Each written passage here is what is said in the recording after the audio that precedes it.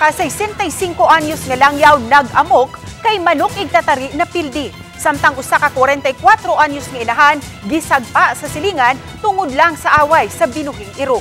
Ang detalye sa report ni Femri Dumabo.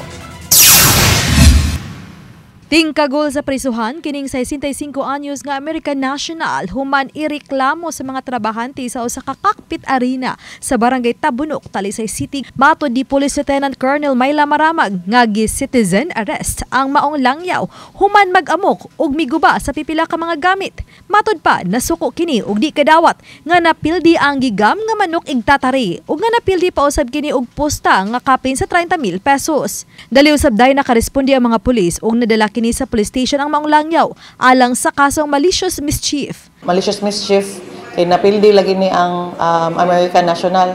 Napildi siya, nasuko siya sa resulta sa sabong nang hagis didto, nang hagis na ay mga butang na naguba. Sa labing ulahing taho nagasinabot ra matod pa ang langyaw ug ang nagmanage sa sabungan ug wa nay kasong ipasaka.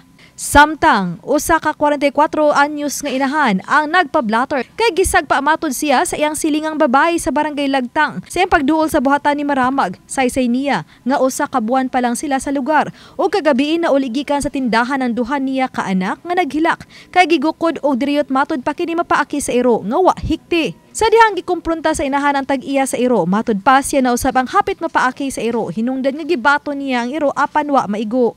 Dinhina nay tabo ang tinubagay hangtod nga gisagpang inahan sa tag-iya sa iro. Nagpakain na ako, so pumunta ako dun sa may-ari ng aso. Sinabihan ko yung may-ari na pakitali naman yung aso niyo.